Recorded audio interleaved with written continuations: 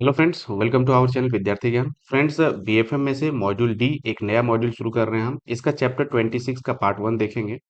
ये चैप्टर आपका है components of assets and liabilities in banks, balance sheet and there management. Friends, ये पूरे चैप्टर में हम पढ़ने वाले हैं, ये क्या है देख लेते हैं। फर्स्ट टॉपिक आपका है कि importance of components of banks balance sheet. Bank के जो बैलेंस शीट में जो कंपोनेंट है उसकी आखिर इंपॉर्टेंस ही क्या है। दूसरी चीज है कि कौन कौन से कंपोनेंट है बैंक के बैलेंस शीट में, उसके बारे में बात करेंगे।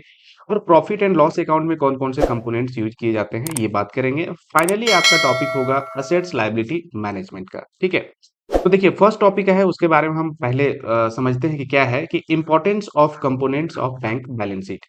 बैंक के बैलेंस शीट में जो कंपोनेंट यूज किए जाते हैं, कंपोनेंट्स कहने का मतलब हो गया कि जैसे असेट साइड में जो आइटम्स होते हैं, लायबिलिटी साइड्स में होते हैं। उसी तरह से प्रॉफिट एंड लॉस अकाउंट की बात करें तो आपका इनकम साइड में जो है, एक्सपेंडिचर साइड में जो है, ये सारी चीजों के बारे में हम यहाँ पे जानकारी गैदर करेंगे। ठीक है, तो फ्रेंड्स ये क्यों इम्पोर्टेंस है, इसके जो कंपोनेंट्स है उसके बारे में समझना, उसको सही से आपको जो है सो यूटिलाइज करना क्यों इम्पोर्टेंस है, ये समझने के लिए आप एक एग्जांपल लेते हैं। आप ब्रांच में सपोज काम कर रहे हैं, ठीक है, तो ब्रांच में जब काम करते हैं तो आप जैसे देखिए कि अभी दो आइटम्स के बारे में हम सिर्फ समझते हैं, दो कंपोनेंट के बारे में। जैसे कि एक डिपॉजिट के बारे में समझते हैं पहले, ठीक है, और एडवांस के बारे में समझते हैं। बाकी आइटम्स के बारे में भी हम समझेंगे ही, लेकिन ये दो एग्जांपल से आपको समझ में आएगा, दो कंपोनेंट से, कि क्या इंपॉर्टेंस है, क्यों इस प्रकार के आइटम्स के बारे में जानकारी होनी चाहिए और सही से यूटिलाइजेशन होना चाहिए इसका। अब ये डिपॉजिट है, आपके ब्रांच में क्या है कि डिपॉजिट आता है, तो बहुत सारे डिपॉजिट यदि आते हैं तो उस पे क्या है कि डिपॉजिट पे हमें इंटरेस्ट भी देना होता है, ठीक है, डिपॉजिटर्स को। तो यदि इस डिपॉजिट को लेकर के हम बैठे रहे ब्रांच में तो क्या इससे हमें फायदा होगा? फायदा तो बिल्कुल नहीं होगा, क्योंकि ये डिपॉजिट को जब तक यूटिलाइज हम नहीं करेंगे, इस पे इंटरेस्ट देना होता है। क्या किया जाता है कि ये डिपॉजिट को एडवांस के रूप में, लोन के रूप में हमें देना होता है बोरोवर्स को, ठीक है। तो उससे हमें फायदा हो जाता है, क्योंकि जो मेन पर्पस है, जो बैंकिंग सिस्टम का है, मेन पर्पस क्या है? डिपॉजिट को एक्सेप्ट करना और एडवांस को देना, ताकि कोर बिजनेस तो यही है, ठीक है। तो यहाँ पे डिपॉजिट का सही से यूटिलाइजेशन करना और एडवांस को फिर उस तरह से क्या करना, डिपॉजिट से एडवांस को देना, ये मेन आपका कोर फंक्शन होता है बैंकिंग का। तो यही आपको यहाँ समझना है कि किस प्रकार से यूटिलाइजेशन करना है जो भी कंपोनेंट है। यहाँ तो हमने सिर्फ डिपॉजिट्स के बारे में समझा, एडवांस के बारे में समझा, ठीक है। बाकी कंपोनेंट्स का क्या क्या यूज है, किस प्रकार से वो कंपोनेंट का क्या मतलब होता है, ये आपको समझना है।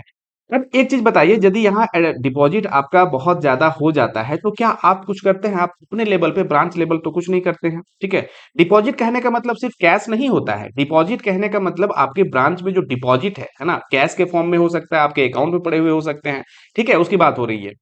अब ये काम करता कौन है कि आपके पास बहुत ज्यादा डिपॉजिट हो गया तो उसका यूटिलाइजेशन कौन करता है? आपके पास मान लीजिए लोन देने के लिए, एडवांस के लिए पैसे नहीं है, तो उसका अरेंजमेंट कौन करता है? तो ये सारा काम फ्रेंड्स हो रहा होता है हेड ऑफिस लेवल पे, जो अलग अलग डिपार्टमेंट करता है उस चीज को, ठीक है। तो यही यहाँ पे अभी समझना है कि ये जो काम है वो कौन डिपार्टमेंट करते हैं, किस प्रकार से करते हैं। समझिए, देखिए क्या कह रहा है कि asset and liability management is the most topical subjects of any financial institutions. बात सही है कि असेट और लायबिलिटी, असेट्स मींस क्या हो गया, यहाँ पे बैंक्स के पर्सपेक्टिव से समझना है। देखिए एक चीज मैं यहाँ क्लियर कर दूं आपको कि ये जो कंपोनेंट्स हम पढ़ने वाले हैं बैलेंस शीट में, चाहे तो आगे जो नेक्स्ट वीडियो आएगा उसमें प्रॉफिट एंड लॉस अकाउंट के कंपोनेंट पढ़ेंगे, ये सारे एक बैंक के आधार पर पढ़ेंगे, ठीक है। एक बैंक के बैलेंस शीट और प्रॉफिट एंड लॉस अकाउंट के बारे में हम समझेंगे, उसमें जो कंपोनेंट यूज हो जाते हैं। यहाँ पे कोई अदर कंपनी या तो आपका प्रोप्राइटरशिप वगैरह के बारे में हम यहाँ नहीं समझने वाले, ठीक है। बैंक में कौन कौन से जो कंपोनेंट है यूज होते हैं, उसमें से बैलेंस शीट में कौन से आएंगे, प्रॉफिट एंड लॉस अकाउंट में कौन से आएंगे, वो यहाँ पे देखने वाले, ठीक है। तो वही यहाँ कह रहा है कि असेट, असेट मीन्स क्या हो गया बैंक के पर्सपेक्टिव से आप सोचिए, तो असेट्स मीन्स क्या हो गया, जो एडवांस दिया जाता है, लोन दिया जाता है। और लायबिलिटी क्या है, जो डिपॉजिट्स है ना। ये बहुत सारे और भी आइटम्स है, देखेंगे आगे। तो यहाँ असेट्स और लायबिलिटी को मैनेज करना ये बहुत इंपॉर्टेंट एक मोस्ट टॉपिकल सब्जेक्ट हो गया, मतलब बहुत ज्यादा यूज होने वाला ये टॉपिक जो है असेट एंड लायबिलिटी मैनेजमेंट का, ये बहुत ही ज्यादा इंपॉर्टेंट हो जाता है, ठीक है। It encompasses the analysis and development of goal and objectives, ठीक है। यही जो है, यही आपको जो एक बैंकिंग सेक्टर है उसको डेवलप करने के लिए ये इंपॉर्टेंट हो जाता है टॉपिक। दूसरी बात होता है इसका मैनेज करना इंपॉर्टेंट हो जाता है। दूसरी बात है कि आपका ऑब्जेक्टिव जो है, आपका गोल है, वो क्या होता है।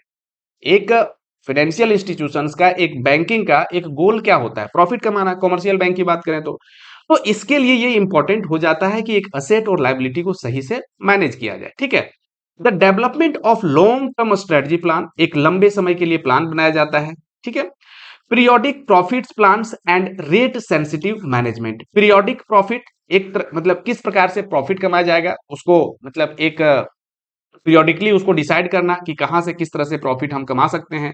रेट सेंसिटिविटी, रेट सेंसिटिविटी का मतलब क्या हो गया कि लोन पे जो हम रेट डिसाइड करेंगे, रेट ऑफ इंटरेस्ट, डिपॉजिट पे कितना रेट ऑफ इंटरेस्ट देंगे, मैच्योरिटी के बाद फिर उस पे क्या होगा, मतलब इस प्रकार से जो भी रेट से रिलेटेड है वो सारी चीजों को भी तय किया जाता है। क्यों? क्योंकि पहले तो आरबीआई के द्वारा रेगुलेट किए जाते थे, लेकिन अब क्या है कि डीरेगुलेट किया गया है चीजों को। तो इसके वजह से बैंक जो है सो खुद ही कैपेबल होते हैं, खुद ही उस चीज के लिए ऑथराइज्ड होते हैं कि रेट ऑफ इंटरेस्ट जो है उस सारी चीजों पे तय करे, ठीक है। In one way or other, it has always been the functions or responsibility of Treasury and other financial strategic department. अभी तक मतलब पहले क्या हुआ करता था कि ट्रेजरी डिपार्टमेंट ही सारी ये फंक्शन जो है उसको देखते थे, जो भी मैनेजमेंट का काम है, किस किस प्रकार के मैनेजमेंट का, कि असेट और लायबिलिटी का मिसमैच ना हो, ये सारी चीजों का टोटल काम जो है सो ट्रेजरी डिपार्टमेंट देखा करता था, ठीक है। However, of late, assets liability management department are being established and assets and liability committee are being formed within financial institution. लेकिन क्या है कि बाद में क्या हुआ कि असेट लाइबिलिटी मैनेजमेंट डिपार्टमेंट ही अलग से बना, असेट लाइबिलिटी कमिटी ही अलग से फॉर्म किया गया, जो कि आपका असेट लाइबिलिटी जो मिसमैच है उस चीज के बारे में ये पार्टिकुलरली देखते हैं, ठीक है। पहले क्या कि ट्रेजरी डिपार्टमेंट ही देखा करता था, अब asset liability management, asset liability committee इस चीज को अलग से देखते हैं, ठीक है। क्या चीज? असेट लायबिलिटी मैनेजमेंट से रिलेटेड, असेट लायबिलिटी मिसमैच से रिलेटेड जो चीजें हैं वो देखा करते हैं। अब ट्रेजरी क्या काम करता है, तो ट्रेजरी मेनली आगे हम पढ़ेंगे, मॉड्यूल सी में आपका चैप्टर है, वहां पे ट्रेजरी मैनेजमेंट के बारे में पढ़ेंगे। ट्रेजरी जो है का ये भी बहुत सारे काम को अभी देखते हैं, खास करके आपका ट्रेडिंग से रिलेटेड जो चीजें होती है, रिस्क मैनेजमेंट से चीजें रिलेटेड होती है, ये सारी चीजों को ये देखता है अभी, ठीक है। These committees are often given extraordinary power regarding the mix and match of asset and liability and have large influence in winding up activity which do not fit fit business strategy.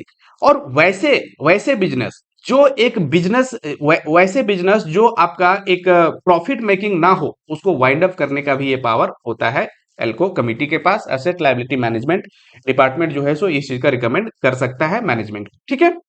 अब क्या कह रहा है कि it is a necessary to become familiar with the component of asset and liability in the banks balance sheet. Friends, अब यदि हम बात ये चीज देख रहे हैं कि बहुत ज्यादा इंपॉर्टेंट है कंपोनेंट, तो इसके बारे में जानकारी भी होनी चाहिए कि कौन कौन कंपोनेंट है जिसके बारे में हमें जानकारी प्राप्त होना चाहिए, कौन कौन से कंपोनेंट है जो यूज किए जाते हैं असेट लायबिलिटी की बात, इसमें बैलेंस शीट की बात करें या प्रॉफिट एंड लॉस अकाउंट की बात करें, ठीक है। अब यहाँ पे जो हम पढ़ने वाले हैं अभी, ये आपका कंपोनेंट है, वैसे कंपोनेंट जो बैंक के बैलेंस शीट में यूज किए जाते हैं। आगे हम जो पढ़ेंगे नेक्स्ट वीडियो में, वो पढ़ेंगे प्रॉफिट एंड लॉस अकाउंट में कौन कौन से कंपोनेंट यूज किए जाते हैं उसके बारे में, ठीक है। तो यहाँ क्या कह रहा है कि in terms of the provision of section 29 of banking regulation act 1949, ये जो सेक्शन 29 है, किसका सेक्शन 29 है? बैंकिंग रेगुलेशन एक्ट 1949 का। ये क्या कहता है कि commercial banks shall in respect of all business transacted by them prepare a balance sheet and profit and loss account on the last working day of the year or the period as the case may be। As the case में भी कहने का मतलब हो गया कि जो भी कॉमर्शियल बैंक हैं वो बैलेंस शीट को प्रिपेयर करेंगे, कब करेंगे?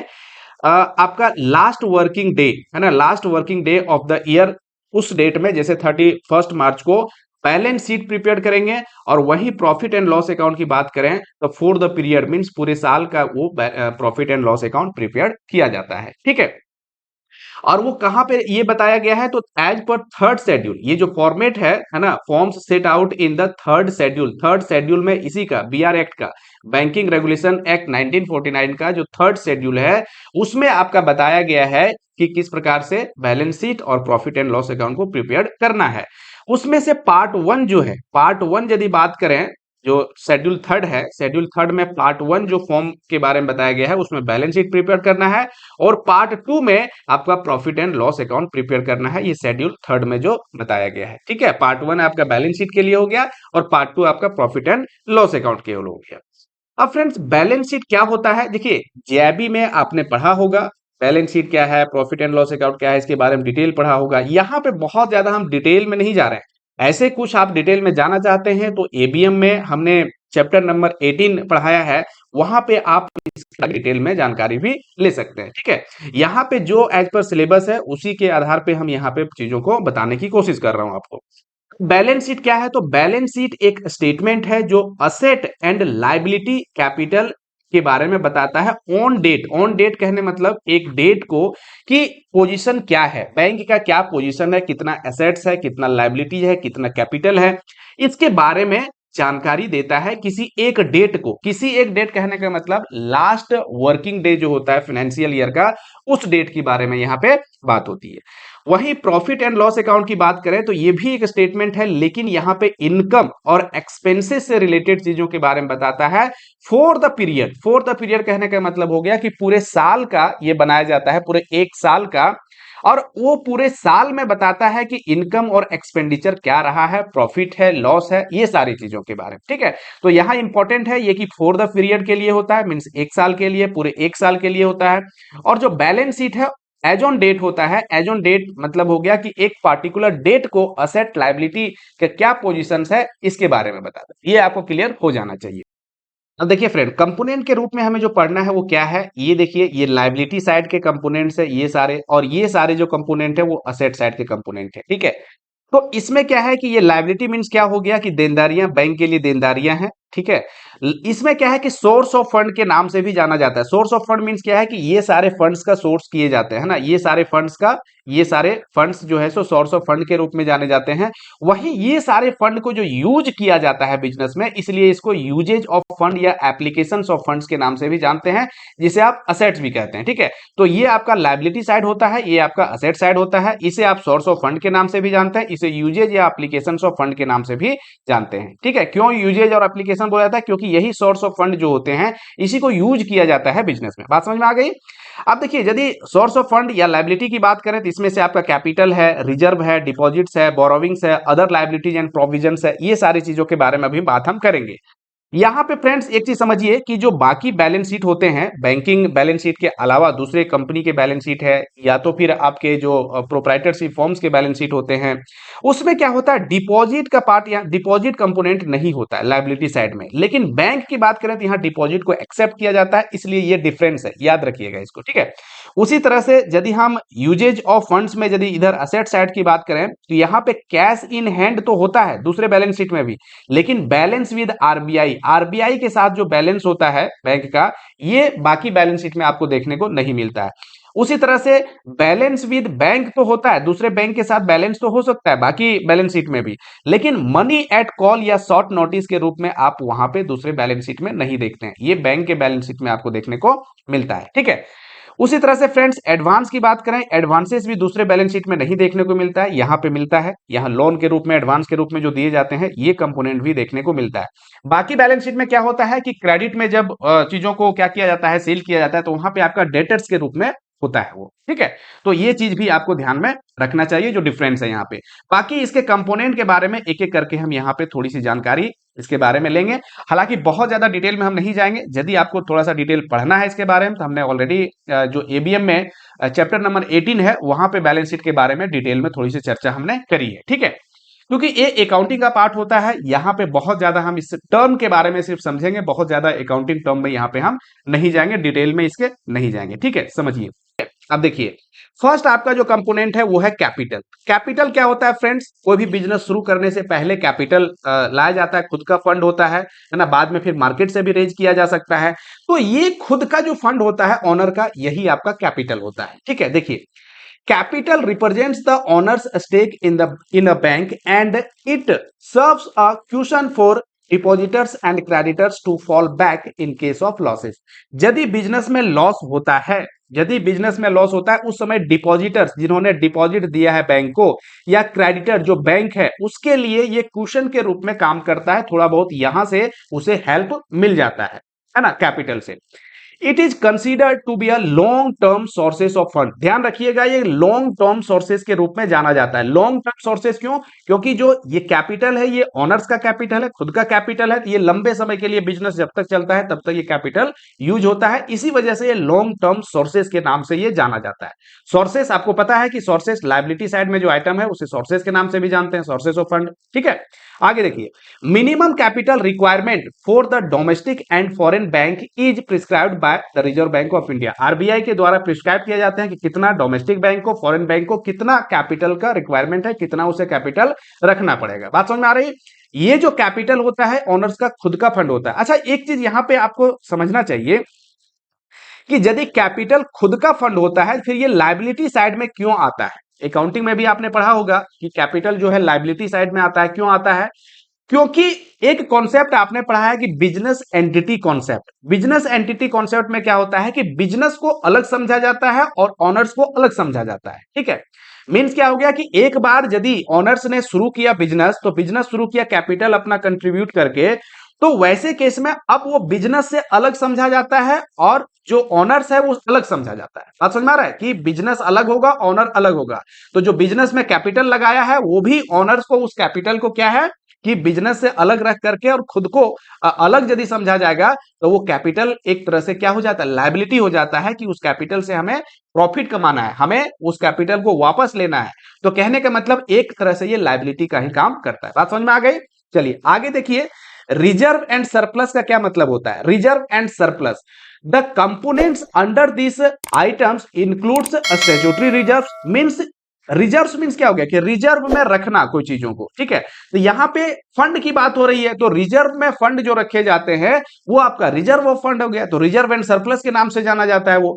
कौन कौन से फंड यहां रिजर्व में रखे जाते हैं? तो एक तो हो गया कि स्टैट्यूटरी रिजर्व, जो लॉ के द्वारा, जो लॉ किसी लॉ के द्वारा बताया जाता है कि ये रिजर्व आपको रखना है, तो वो जो रिजर्व होगा वो भी जो स्टैट्यूटरी रिजर्व है वो भी आपका रिजर्व एंड सरप्लस का पार्ट बनेगा। कैपिटल रिजर्व है ना, कोई फिक्स्ड असेट्स है उसको आपने सेल किया, सेल करने के बाद जो प्रॉफिट होता है तो वो पार्ट भी आपका एक रिजर्व के रूप में रखा जाता है, जिसे कैपिटल रिजर्व कहते हैं। तो वो भी कहां रखा जाएगा? रिजर्व एंड सरप्लस हेड जो होता है बैलेंस शीट में वहां पे। रिवेन्यू रिजर्व, ठीक है। Share premium reserve, share premium reserve क्या हो गया कि जब शेयर को प्रीमियम में जब वो सब्सक्राइब किए जाते हैं, प्रीमियम में जब शेयर्स का सब्सक्रिप्शन होता है तो वो जो पार्ट होता है प्रीमियम वाला पार्ट, वो भी आपका रिजर्व एंड सरप्लस का पार्ट बनता है। And other reserves and balance in the profit and loss account. Profit and loss account में जो आपका क्रेडिट बैलेंस होता है वो भी यहाँ पे प्लस हो जाता है रिजर्व्स में। लेकिन यदि आपका वहां पे यदि लॉस में होता है, ठीक है, प्रॉफिट एंड लॉस अकाउंट में यदि लॉस का बैलेंस है तो वो यहाँ रिजर्व से माइनस हो जाता है। ये चीज आपको समझ आना चाहिए। आगे देखिए फ्रेंड्स, क्या है डिपॉजिट? डिपॉजिट में मतलब क्या हो गया कि यदि बैंकिंग की बात करते हैं तो डिपॉजिट जो डिपॉजिटर से हम लेते हैं वो डिपॉजिट्स हो गया। तो डिपॉजिट्स कितने प्रकार के? एक तो आपका डिमांड डिपॉजिट्स हो गया, दूसरा टर्म डिपॉजिट्स हो गया। डिमांड डिपॉजिट्स में जैसे कि आपका करेंट अकाउंट के बैलेंस जो आ गए हैं, सेविंग के बैलेंस आ गए हैं, या टर्म डिपॉजिट जो आपका मतलब पेबल बैलेंस है वो आपका इसमें आ गया। उसके बाद टर्म डिपॉजिट्स में एफडी, आरडी, ये सारे डिपॉजिट्स का पार्ट बनते हैं आपके। ठीक है, बोरोविंग्स क्या हो गया? अब देखिए यहां पे दो चीज समझिए, एक बोरोविंग्स होता है, एक एडवांस होता है। बोरोविंग्स मतलब होता है फंड्स को बोरो करना, है ना, उधार लेना। तो यहां बैंक की बात हो रही है, लायबिलिटी साइड की बात है। तो बोरोविंग्स मींस बैंक जब बाहर से फंड्स को बोरो करता है, जो फंड्स को बिजनेस में लाता है, ये आपका बोरोविंग्स का पार्ट बनता है।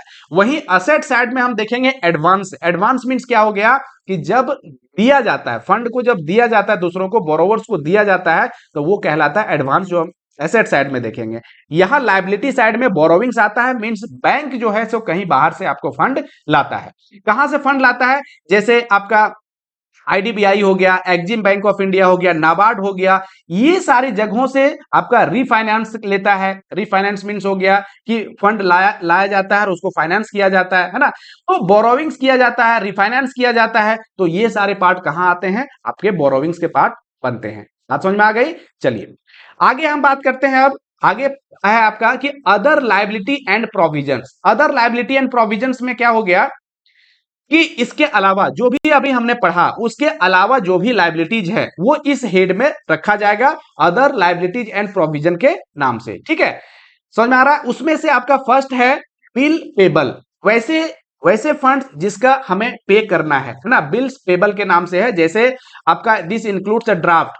ड्राफ्ट जो है किसी ब्रांच पे यदि आपका पहले से मीन्स ड्रॉ किया हुआ है तो वो ड्राफ्ट का भी पेमेंट करना होता है। उसी तरह से टेलीग्राफिक ट्रांसफर है, ट्रेवलर चेक है, मेल ट्रांसफर पेबल है, पे स्लिप है, बैंकर चेक है, अदर मिसलेनियस आइटम्स जो हमें पे करना है, अभी हमारे ऊपर लाइबिलिटी है तो वो भी क्या होता है, बिल पेबल का पार्ट बनता है। वैसा बिल जो हमें पे करना है। बात समझ में आ गई? आगे है क्या, inter office adjustment. Inter office adjustment आपका असेट के पार्ट में भी आएगा, यहां भी आ रहा है। यहां जो इंटर ऑफिस एडजस्टमेंट होगा ये पेबल होगा, मींस यहां पे लायबिलिटी के रूप में होगा। ये क्या होता है, जब एक ही बैंक का किसी दूसरे ब्रांच से एक दूसरे ब्रांच के साथ जो लायबिलिटी होती है, एक दूसरे को पे करना होता है, तो जो पेबल वाला पार्ट है, लायबिलिटी वाला पार्ट है, वो आपका इंटर ऑफिस एडजस्टमेंट में लायबिलिटी साइड में आएगा। वही आगे हम देखेंगे असेट वाला पार्ट में कि इंटर ऑफिस एडजस्टमेंट वहां भी आएगा, लेकिन वहां रिसीवेबल वाला आएगा, यहां पेबल है, मींस यहां लायबिलिटी वाला पार्ट होगा। ठीक है, एक ही बैंक के एक ऑफिस मतलब इंटर ऑफिस के बीच में जो एडजस्टमेंट होता है उसके बारे में यहां पे बात हो रही है। ठीक है, नेक्स्ट है friend interest accrued. Interest accrued means क्या है कि वैसा इंटरेस्ट जो अभी हमने पेमेंट किया नहीं है, पेमेंट करना है, तो वो आपका इंटरेस्ट एक्रूड में होता है। This interest accrued but not due on deposits and borrowings. जो हमने उधार लिया है या हमारे जो डिपॉजिटर्स हैं, अभी हमें पेमेंट नहीं, हमने नहीं किया है, अभी ड्यू नहीं है, लेकिन जो भी इंटरेस्ट बन रहा है उसका वो भी तो एक तरह से क्या है, पेमेंट हमें करना पड़ेगा। तो इसलिए इंटरेस्ट एक्रूड का पार्ट लायबिलिटी साइड में आता है। और लायबिलिटी साइड में कहां पे, अदर लायबिलिटीज एंड प्रोविजंस के हेड में। क्वेश्चन पूछा जा सकता है कि इंटरेस्ट एक्रूड जो होता है वो जो बैंकिंग बैलेंस शीट है वो कहां पे दिखाए जाते हैं, तो आपका वहां पे ऑप्शन एक होगा कि अदर लायबिलिटी एंड प्रोविजन का जो हेड होता है वहीं पे दिखाया जाता है। तो ये चीज आपको याद रखना पड़ेगा। उसी तरह से अदर्स, बाकी चीजें जो इसके अलावा है कि all other liability item like provisions, है ना, provision for income tax. Income tax अभी पे हमने नहीं किया है, लेकिन उसे प्रोविजन करके रख लिया है। प्रोविजन करके रख लेना मीन्स क्या हो गया कि उसे बाद में हमें पे करना पड़ेगा। ठीक है, तो इनकम टैक्स जो है तो उसका प्रोविजन करके रखा है, ये भी आपका क्या हो जाएगा, एक लायबिलिटी का पार्ट बनता है जो अदर्स में रखा जाएगा। कहां पे, others liability and provisions head पे। Tax deducted at source, TDS जो है, टीडीएस काटा गया है लेकिन उसको अभी जमा नहीं करवाया गया, तो वो भी हमारा एक लायबिलिटी का पार्ट बनता है। इंटरेस्ट टैक्स, टैक्स का जो इंटरेस्ट है सॉरी इंटरेस्ट का जो टैक्स है उसे पेमेंट करना है। प्रोविजन है, जैसे कि प्रोविजन क्या हो गया कि आपका सब स्टैंडर्ड अकाउंट है उसमें आपका प्रोविजन करके रखा गया है, तो प्रोविजन करके कहां पे रखा जाएगा, तो प्रोविजन जो रखा जाता है वो अदर्स लायबिलिटी एंड प्रोविजंस का जो हेड है वहां पे रखा जाता है, इसे क्या, प्रोविजन नाम से। बात समझ में आ गई? तो ये आइटम के बारे में आपने समझ लिया। अब हम बात करते हैं जो असेट पार्ट में होता है कंपोनेंट, उसके बारे में। देखिए इसमें असेट पार्ट में आपका फर्स्ट जो कंपोनेंट है, असेट पार्ट मींस क्या हो गया कि यूजेज ऑफ फंड या एप्लीकेशंस ऑफ फंड के नाम से भी जानते हैं। उसमें फर्स्ट आपका कंपोनेंट है cash and balance with RBI. जो कैश खुद के पास पड़ा हुआ है बैंक के पास, वो हो गया। दूसरी बात है जो बैंक आरबीआई के पास जो बैलेंस पड़ा हुआ है वो भी कैश आपका इसी हेड में रखा जाएगा। Cash and balance with RBI के नाम से जो हेड होगा वहां पे रखा जाएगा। ठीक है, तो क्या कह रहा है कि all cash assets of bank are listed under this account and it forms the most liquid account held by any bank। most liquid means क्या हो गया, liquid कहने का मतलब liquidity मतलब क्या हो गया कि वैसे चीज जिसे आप तुरंत कन्वर्ट कर सकते हैं कैश में, तो ये खुद ही कैश में है और कैश भी बैंक आरबीआई के पास पड़ा हुआ है, ये तो मोस्ट लिक्विड हो गया। तो इसीलिए बोला जाता है कि मोस्ट लिक्विड अकाउंट जो होता है इसे समझा जाता है। बात समझ में आ गया? The cash assets consist of the following. उसमें से कौन कौन से आते हैं, ये जो cash and banks balance with RBI हमने समझा, इसमें कौन कौन सी चीजें आती है। जैसे आपका कैश इन हैंड, जो बैंक के पास खुद का कैश है, जैसे क्या कह रहा है कि this cash item includes a cash in hand, खुद के पास जो कैश पड़ा हुआ है, including foreign currency notes and cash balance in the overseas branches of the bank. एक खुद के पास जो कैश आपका इंडियन करेंसी में या फॉरेन करेंसी में हो सकता है, या तो उस बैंक के जो फॉरेन में ब्रांचेज है उसके पास भी जो कैश पड़ा हुआ है वो भी सारा आ जाएगा कैश इन हैंड में। अगला आपका है बैलेंस विद आरबीआई। तो बैलेंस विद आरबीआई किस रूप में होता है? सीआरआर, है ना, समझ में आ रहा है? तो सीआरआर के रूप में जो मेंटेन करना पड़ता है बैंक को रिजर्व, ये आपके कहां पे होते हैं? ये बैलेंस विद आरबीआई जो हेड है वहां पे रखे जाते हैं। तो देखिए आपका अगला हेड है इसी में से cash, cash and balance with RBI में से कि balance with banks and money at call and short notice. क्या है कि बैंकों का दूसरे बैंक के पास भी करंट अकाउंट और टर्म डिपॉजिट अकाउंट्स होते हैं, है ना, जहां पे मेंटेन किए जाते हैं अपने फंड, वहां पे रखे जाते हैं। उस केस में जो फंड पड़े हुए हैं दूसरे बैंक के पास, जो करंट अकाउंट के रूप में, टर्म डिपॉजिट अकाउंट के रूप में जो पड़े हुए हैं, वो भी फंड आपका यहाँ पे आ जाएगा किसमें? Bank balances with banks and money at call and short notice जो हेड है इसमें आएंगे। ठीक है, यहां पे क्या होता है कि कॉल मनी मार्केट के रूप में, जैसे ओवर द नाइट के लिए, है ना, एक नाइट के लिए जो पैसा रेज किए जाते हैं, तो यहां पे क्या है कि दूसरे बैंकों को फंड यहां उन्होंने दिया हुआ है, तो वो फंड भी यहां पे आ जाएगा जो असेट के रूप में होता है। कहां पे? Cash and balance with RBI head में, balance with banks and money at call and short notice के हेड पे होता है। ठीक है, उसके बाद क्या है कि आपका जैसे नोटिस मनी मार्केट की बात करें तो यहाँ 2 to 14 डेज के लिए जो फंड दूसरे बैंकों को दिए जाते हैं, ये फंड भी यहाँ पे आपके आ जाएंगे। ठीक है, अगला है फ्रेंड इन्वेस्टमेंट। इन्वेस्टमेंट ये आपका सेकंड कंपोनेंट है। फर्स्ट कंपोनेंट हमने यहाँ पे देख लिया cash and balance with RBI. Second component के रूप में होता है इन्वेस्टमेंट, जो इन्वेस्ट किया जाता है ना, मार्केट में जो फंड का इन्वेस्ट किया जाता है, सिक्योरिटी में जो इन्वेस्ट फंड किए जाते हैं, ये आपके इन्वेस्टमेंट का पार्ट बनते हैं। यहां क्या कह रहा है कि major asset item in the balance sheet of a banks in investment in various kinds of security. ठीक है, बहुत सारी सिक्योरिटी है, गवर्नमेंट सिक्योरिटी, वहां पे जो फंड को इन्वेस्ट किए जाते हैं, ये सारा हाथ किस हेड में आता है? इन्वेस्टमेंट हेड में आता है। Which include investment in the government security, government security में इन्वेस्ट किया जा सकता है। Approved security, shares, debenture, bonds, subsidiary company है उसमें इन्वेस्टमेंट किया गया है, ज्वाइंट वेंचर जो है उसके साथ फंड को इन्वेस्ट किया गया है, and other investment. Bank invest in various government and other security as a part of the compliance of statutory liquidity ratio SLR जो होता है, एसएलआर बैंकों को मेंटेन करना पड़ता है, तो एसएलआर को या तो कैश के फॉर्म में मेंटेन करिए, गोल्ड में करिए, या तो फिर आप क्या है कि सिक्योरिटी में भी इन्वेस्ट कर सकते हैं। तो यहां पे जो इन्वेस्टमेंट किया जाता है, इन्वेस्टमेंट का पार्ट जो होता है, ये एसएलआर का भी यहां पे जो आपका कंप्लायंस है उस चीज को भी यहां पे पूरा किया जाता है। देखिए अगला जो कंपोनेंट है आपका है क्या है? एडवांस। एडवांस क्या होता है कि बहुत ही इंपॉर्टेंट कंपोनेंट है जो असेट साइड में होते हैं बैंक के। इसमें क्या होता है कि जो लोन के रूप में दिया जाता है, डिपॉजिट एक्सेप्ट करना, और डिपॉजिट एक्सेप्ट करने के बाद जो लोन के रूप में हम देते हैं बोरोवर्स को, ये आपका एडवांस का पार्ट होता है फ्रेंड्स। ये आपका मेजर सोर्स ऑफ इनकम होता है बैंक का। जो इंटरेस्ट इनकम की बात करें तो आपको मेजर सोर्स ऑफ इनकम होता है वो एडवांस से ही आता है बैंक का। इसमें कौन कौन सी चीजें होती है? जैसे आपका कैश क्रेडिट, सीसी के रूप में आपने लोन दिया हुआ है, ओवरड्राफ्ट हो गया, ओडी हो गया, टर्म लोन्स हो गया, बिल परचेज या डिस्काउंटेड जो किए जाते हैं बिल्स का, है ना, बैंक के द्वारा परचेज या डिस्काउंटेड जो होता है वो भी आपका एडवांस के रूप में ही होता है। सिक्योर्ड और अनसिक्योर्ड एडवांस, यहां पे एक समझिए कि सिक्योर एडवांस और अनसिक्योर्ड एडवांस क्या होता है। वैसा एडवांस जिसके अगेंस्ट में हम कोई टेंजिबल असेट्स को रखा हुआ है ना, secured by tangible assets, collateral के रूप में लिया हुआ है, या कोई गारंटी लिया हुआ है, कहीं ईसीजीसी का हो गया, सीजीटीएमएसई का हो गया, ये सारे गारंटी जो रखे जाते हैं, गारंटी लिए जाते हैं, या तो आपका असेट्स रखे जाते हैं, ये आपके सिक्योर्ड एडवांस होते हैं। जहां पे ये सारी चीजें नहीं होती है वहां पे ये एडवांस जो होते हैं सिक्योर्ड एडवांस के रूप में होता है। ठीक है, देखिए अगला जो आपका कंपोनेंट है वो है फिक्स्ड एसेट। फिक्स्ड एसेट क्या होता है कि all fixed assets of a bank, जैसे कि आपका इमूवेबल प्रॉपर्टीज हो गया बैंक का, प्रेमिसेस हो गया, है ना, furniture and fixtures, hardwares, motors vehicles are classified into fixed asset. ये सारे जो आइटम्स हैं ये सारे फिक्स्ड एसेट का पार्ट बनता है। ठीक है, तो ये बात समझ में आ गई। आगे हम देखते हैं अदर असेट। अदर असेट्स क्या होता है? ये असेट्स के रूप में तो आपने देख लिया, लेकिन अदर असेट्स जो बाकी उसके अलावा जो असेट्स होते हैं वो अदर असेट्स का पार्ट बनते हैं। इसमें से आपका फर्स्ट जो है इंटर ऑफिस एडजस्टमेंट। अभी हमने बोला था आपको कि इंटर ऑफिस एडजस्टमेंट आपका लायबिलिटी साइड में भी है और यहां पे भी आया है, लेकिन यहां पे रिसीवेबल्स का पार्ट आएगा। रिसीवेबल्स मींस जिसे रिसीव करना है, ये इसका असेट का पार्ट बनेगा। तो इंटर ऑफिस में रिसीवेबल का जो पार्ट है वो आपका असेट का पार्ट बनता है। यहां क्या होता है कि debit balance of the net positions और the inter office accounts domestic as well as the overseas.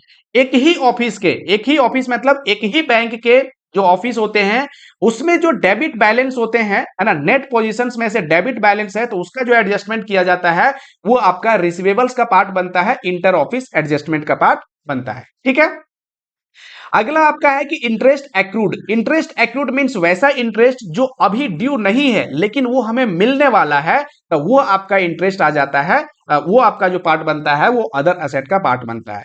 इससे पहले लायबिलिटी में हमने देखा था इंटरेस्ट एक्रूड, लेकिन वो जो था अदर लायबिलिटी में से था, लेकिन वहां पे इंटरेस्ट हमें देना था, पे करना था। यहां पे इंटरेस्ट हमें कलेक्ट करना है, हालांकि अभी ड्यू नहीं है, लेकिन जो इंटरेस्ट बन रहा है, जो हमें मिलना है, वो आपका कहां पे आएगा? इंटरेस्ट एक्रूड में आएगा। ठीक है। नेक्स्ट है friend tax paid in advance या टीडीएस। जो टैक्स हमने पहले से पे कर दिया है, अभी ड्यू था नहीं लेकिन हमने पहले से पे कर दिया है, तो वो सारा पार्ट जो बनेगा वो असेट का पार्ट बनेगा। वहां पे लायबिलिटी में क्या देखा था कि टैक्स पे करना था, है ना, ड्यू था टैक्स पे करना, टीडीएस जो है वो पे करना था, इसलिए लायबिलिटी का पार्ट था। यहां पे आपका असेट का पार्ट बनेगा क्योंकि ऑलरेडी हमने पे कर दिया है। ठीक है। अगला आपका है कि stationery and stamps. Stationery stamps भी आपका क्या है? असेट का पार्ट बनेगा, क्योंकि स्टॉक ऑफ स्टेशनरी जो है वो आपके पास पड़ा हुआ है, तो इसलिए ये भी आपका एक क्या है? असेट ही आपके लिए है, बैंक के लिए एक असेट है।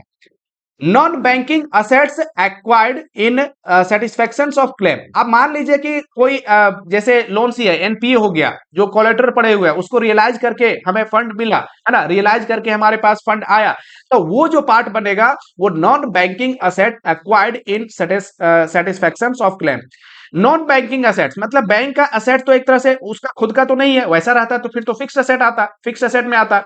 तो वहां से क्लेम जो था, बैंक का जो क्लेम था उसके अगेंस्ट में रियलाइज किया गया है, जो भी कोलेटरल के रूप में दिया हुआ था उसे रियलाइज किया गया है, उसके प्रॉपर्टी को रियलाइज किया गया है, तो वो जो हमें फंड मिला है वो non bank assets acquired in satisfaction of claim के हेड पे रखा जाएगा। ठीक है। अब नेक्स्ट है अदर्स। ये अदर्स असेट्स में भी आपका अदर्स हेड है, जो इसमें से नहीं आते हैं वो फिर आपका अदर्स में रखे जाएंगे। देखिए लास्ट आपका जो आइटम है, लास्ट जो कंपोनेंट है, ये है कंटीजेंट लायबिलिटी। कंटीजेंट लायबिलिटी क्या होता है कि वैसे लायबिलिटी जो अभी अराइज नहीं हुआ है लेकिन बाद में अराइज हो सकता है बैंक के लिए, ये सारे कंटीजेंट लायबिलिटी के हेड में रखे जाते हैं। ठीक है। अब banks obligation under issuance of letter of credit, जैसे लेटर ऑफ क्रेडिट है, इशू किया बैंक ने, लेकिन बाद में वो क्या है कि बैंक को पे करना पड़ सकता है। यदि वो पे नहीं किया जाता है, जो आपके इंपोर्टर्स हैं उसके द्वारा पे नहीं किया गया, तो उस केस में लेटर ऑफ क्रेडिट का पेमेंट बैंक को करना पड़ेगा। तो ये भी इन फ्यूचर अराइज हो सकता है, इसलिए ये कॉन्टीजेंट लायबिलिटी में रखे जाते हैं। गारंटी है, गारंटी बैंक के द्वारा दिया गया बेनिफिशियरी को, लेकिन यदि गारंटी का पार्ट वो नहीं देता है जो आपका कस्टमर है, तो उस केस में बैंक को भी गारंटी का अमाउंट देना पड़ेगा जो गारंटी दिया गया है बैंक के द्वारा। तो इसीलिए ये भी कॉन्टीजेंट लायबिलिटी का पार्ट बन जाता है। तो इसीलिए आप देख रहे हैं कि जो भी पार्ट बैंक को बाद में अराइज हो सकता है, पेमेंट करना पड़ सकता है, वो पार्ट आपका कॉन्टीजेंट लायबिलिटी के केस में रखा जाएगा। ठीक है। अदर कॉन्टीजेंट लायबिलिटी हो गया, जैसे आपका कोई क्लेम्स है ना, claim against bank not acknowledge as debt, अभी डेट के रूप में उसे एक्नॉलेज किया नहीं गया है लेकिन इन फ्यूचर हो सकता है। Liability for partly paid up investment, investment किया गया बैंक के द्वारा लेकिन अभी पूरा पेमेंट उसमें नहीं किया गया है, तो उसका जो पार्सली पेमेंट है तो बाद में उसे देना पड़ सकता है, तो इसलिए ये भी आपका कॉन्टीजेंट लायबिलिटी का पार्ट बनेगा। इंपॉर्टेंट है, ये ध्यान रखिएगा कि पार्सली पेड अप इन्वेस्टमेंट जो है किस पार्ट में आएगा? आपका कॉन्टीजेंट लायबिलिटी का पार्ट बनेगा।